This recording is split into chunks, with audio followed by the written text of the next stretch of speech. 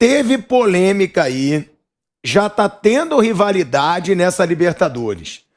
O vice-presidente do Flamengo, Rodrigo Dunch, ironizou o jogo do Atlético Mineiro. O Atlético Mineiro empatou com o América Mineiro num gol irregular. O Ademir estava em posição de impedimento. A gente vai, inclusive, mostrar o lance aqui, porque o América Mineiro vencia a partida. O Felipe Azevedo fez um golaço. Golaço. O América Mineiro vencia a partida. E aí o Atlético Mineiro, já quase no fim do segundo tempo, faz um gol com cruzamento do Mariano. E o Ademir, em posição irregular. Olha aí. Esse é o tweet do vice-presidente do Flamengo. Ele mostra a posição irregular do Ademir. É um impedimento fácil de ser marcado. Não dá pra ver nessa imagem, mas o Bandeirinha estava bem posicionado. Muito bem posicionado. A linha da grande área ajuda muito. E outra, o Mariano, ele para a bola, ajeita. É como se fosse uma bola parada. Todo mundo ali estava esperando um cruzamento do Mariano. Então o Bandeirinha também já poderia estar esperando. E estava bem posicionado, né? E aí, o vice-presidente do Flamengo, Rodrigo Dunch de Abranches, ele posta: começou o ano com relação a um erro de arbitragem para o Atlético Mineiro. Já é aquele negócio da rivalidade nos bastidores. Flamengo e Atlético Mineiro vêm trocando farpas há algum tempo aí nos bastidores. Sim. E há 40 anos o próprio Dunch de Abranches, o Antônio Dunch, que era o presidente 80 e 81, né, depois do Márcio Braga e tal, da família Dunch de Abranches, tem toda essa rivalidade. E tem mais do Atlético para o Flamengo, mas também tem do Flamengo para o Atlético. O Dunch de Abranches, ele sempre aparece para esse tipo de coisa. É o modus operandi dele. Eu não gosto, assim, até pela questão... De novo, ele é um torcedor como outro, é uma família que tem uma história muito bacana no Flamengo, gente muito inteligente. Eu, pessoalmente, não gosto. Agora, não significa dizer que eu esteja certo e ele esteja errado. É uma maneira. Mas eu acho que da função que ele ocupa, faz parte na rede social, brincadeira, tá um grande bravateiro com a Vampeta, mas o duro é que às vezes o Dunch de Abranches quer falar sério. E aí, quando ele fala sério, é mais um torcedor como qualquer outro. Não, e já vai ter a resposta do Atlético. Com certeza, já vai ter a resposta do Atlético. Já aconteceu. Mas só que eu dizer que a rivalidade é dos dois lados, né? Não é sim, só de um lado. É dos dois lados. A gente vai para um break na TV Jovem Pan, mas a gente volta em 40 segundos, que a gente vai debater esse lance aqui, a gente vai seguir debatendo esse lance aqui. Então, break na TV Jovem Pan, mas espera aí, são só 40 segundos e a gente está de volta. Bom, é um lance fácil. É um impedimento claro. E outra, esse absurdo da falta de VAR na primeira fase da Libertadores. Verdade. O pilhado gosta de polêmica, tá bom. Azar o que vocês pensam. Eu digo o seguinte, pra mim, se você não coloca um VAR na primeira fase da Libertadores, é porque você quer sim beneficiar alguns clubes na primeira fase da Libertadores. Não digo que é o Atlético, não. Você quer não é o beneficiar Atlético. seu cofre. A Conmebol, ela quer beneficiar os grandões. Vamos colocar os grandes, aqueles que têm mais torcida, na segunda fase, porque não tem explicação. As arbitragens são normalmente já tá voltando pra TV? Não tem explicação você não ter. Voltamos, hein? Estamos de volta aqui à TV Jovem Pan. E o debate é o seguinte, é que eu acho um escândalo não haver VAR na primeira fase da Libertadores, se tem na segunda. E outra, o que não falta é dinheiro para Conmebol. Então. Aí quer economizar para não usar o VAR na primeira fase. Não falta dinheiro para essas entidades. Aí é claro que é para haver benefício para alguns clubes. Não tô falando que é pro Atlético, hein? Que eu sempre falei isso. Mas a Conmebol, assim, ela pode muito bem ajudar os clubes que trazem mais lucro para ela na segunda fase. Nós temos exemplos recentes. Sim. Né? Aqui no Campeonato Paulista, por exemplo, nós tivemos o Campeonato Paulista numa fase com o VAR e outra fase com o VAR. Isso distorce a competição, distorce o regulamento claramente, porque, mas o VAR no futuro corrigiu. É verdade, mas não corrigiu o primeiro jogo, você pode estar eliminado por causa disso. Então, a falta ou tem ou não tem. Vai sem até o final. E fica igual para todo mundo. Nesse caso, e também no anterior aqui em São Paulo, por exemplo, em outros lugares, a explicação era que em alguns estádios não havia estrutura para a instalação do VAR. Essa eu não estou dizendo que é uma explicação que tem que abraçar, não é isso. Mas o discurso de quem faz isso é esse. Nessa primeira fase, muitos clubes, então não tem, porque em alguns estádios não há segurança, alguns estádios e se esse não há time desse espaço. estádio vai classificando, como é que faz? Então, Boa, Fábio. é isso. Exatamente isso. Mas aí é um problema, ou 2 ou 3, que eles terão que resolver, fazer uma estrutura especial. Eu estou falando que é o discurso. O correto é com ou sem VAR, não tem VAR. Libertadores sem VAR, como diria o nosso Rincon, é sem VAR. Né? Sem VAR e acabou. Ou então, está errado isso, porque houve um erro. E com relação às estilingadas dos dirigentes, isso não vai acabar.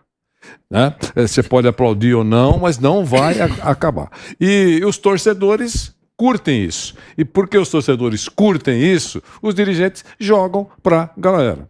É isso. Quer dizer, foi irregular, foi prejudicado o América, tudo isso é verdade. Mas que os dirigentes adoram, e é o que a gente falou, também, vai né? ter retorno aí. Vai ter Vai ter a resposta do Atlético. Vai ter Quando chumbo tiver um trocado. lance parecido, vai falar e vai continuar a mesma coisa. É que, vai de ter novo, chumbo trocado. não é o caso, não é um cargo remunerado. Mas às vezes, quando se fala em profissionalismo no futebol, o diretor, quando no máximo é remunerado, é um torcedor como qualquer outro. Eu gosto que seja torcedor, mas ele tem que ter respeito pelo outro lado. Não é a característica do Ancho de Abranches, não é só nesse caso. Em vários outros. Até na área mais técnica dele, que não vou falar, a área jurídica, ele é um torcedor como qualquer outro e sempre respeitando o torcedor, não necessariamente o torcedor cartola. Uma coisa que eu não gosto quando o dirigente se manifesta assim, é que, claro, ele está querendo lembrar dos pênaltis que aconteceram com o Atlético no Brasileiro do ano passado, e realmente alguns pênaltis não foram, eu pelo menos não daria. Eu lembro de um no Diego Costa, no jogo com o Juventude. Agora mesmo no Mineiro contra também, o Fluminense. sim. Teve um no Mineiro. Clássico contra o Cruzeiro, contra o Atlético. Esse gol estava impedido, tem Não tem nem acontecido polêmica. erros, sim, Tava impedido. tem acontecido erros a favor do Atlético. Mas o que eu não gosto é que, para mim, essa não é a função do dirigente, não é ficar batendo boca com o outro, isso aí é a função do jogo que torcedor. você não tem nada a ver, inclusive. Uma coisa que ele poderia fazer como dirigente de um clube ou de qualquer outro, porque todos os clubes têm dirigente que faz isso aí. Reclama oficialmente e exige, isso aqui é uma competição grande, tem que ter VAR. Coisas práticas. O dirigente está lá para fazer coisa prática, não para ficar batendo boca igual o torcedor bate boca com o outro. Está lá para resolver coisas práticas. Isso é um problema. Não ter o VAR na fase de grupos é um problema que dirigentes dos clubes poderiam reivindicar ao invés de ficar batendo boca com os outros pela internet. E a gente vai seguir esse debate, tá? Então continua com a gente. Agora, Bruno, também tem o outro lado, tá?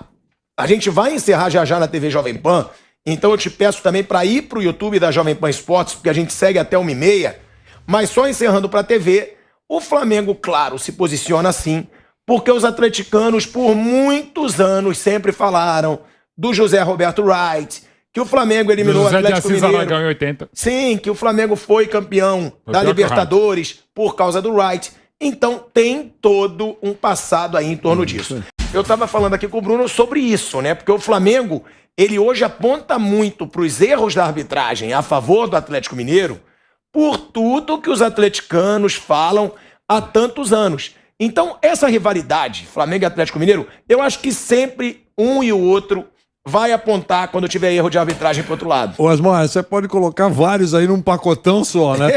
Ficou aqui, parece que era um chavão, o Mauro vai lembrar, você também, todos aqui. Ninguém no mundo é mais prejudicada em arbitragem do que a portuguesa. Tudo contra a portuguesa. Aí lembra o Castrilli, tudo contra a portuguesa. Não é isso? Coitada da portuguesa, sempre se falou isso. Gol de pênalti, um grande erro, pênalti batido pelo Rincon no ângulo, naquele jogo do Castrilli em 98 na semifinal. É isso. Corinthians. Para os adversários, o Corinthians é o queridinho da arbitragem. Né? E em algumas situações, você lê os palmeirenses dizendo que é muito difícil ganhar daquele time porque com ele a arbitragem é doce. E aí você pode colocar no pacote o São Paulo. Os Corinthians fala do Zé Aparecido. Desaparecido. O Flamengo também tem um rol lá de motivos para reclamar dos outros. E os caras reclamam do Flamengo. Então isso não vai acabar. O VAR tem corrigido muita coisa. Tem feito muitas lambanças. Se encontrar o ponto, se encontrar o ponto certo, vai corrigir muita coisa, vai evitar muitos problemas, vai resolver rapidinho. Então, o VAR tem resolvido muita coisa. Eu acho que com o tempo vai diminuir muito isso.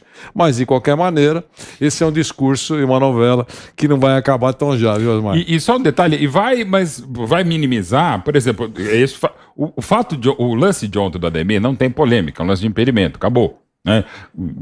Com VAR não tem que discutir, mas mesmo assim, por exemplo, teve um lance ontem complicado no Liverpool e Benfica, o primeiro gol da equipe do Benfica, o VAR deu a posição legal, porque de fato havia, o Kanatê, não lembro quem estava dando posição para o Gonçalo Ramos, mas era discutível quem tinha passado, se era um companheiro numa bola dividida, então até isso, mesmo com o VAR, várias imagens você ficava na dúvida, e tem lances que são pela própria regra do jogo, a essência e o protocolo do VAR, o que é um lance claro e um erro óbvio. Para mim é uma coisa, quando ele pode ser outra. Então a polêmica ainda vai ter, mas vai minimizar. E a grande questão é essa que você levantou, Thiago. Assim, com tanto dinheiro que tem, com tanto investimento que tem, por que não tem nessa fase de grupos? Eu até admito não ter na fase preliminares da Libertadores. Mas, pô, tem condição para fazer uma coisa minimamente melhor. Eu não admito nem na pré-Libertadores, Mauro. Porque isso compromete o investimento de todo um clube. Sim. É o orçamento de um clube. Você vê o Fluminense, foi eliminado, vai ter um prejuízo absurdo por não ter ido para a Libertadores.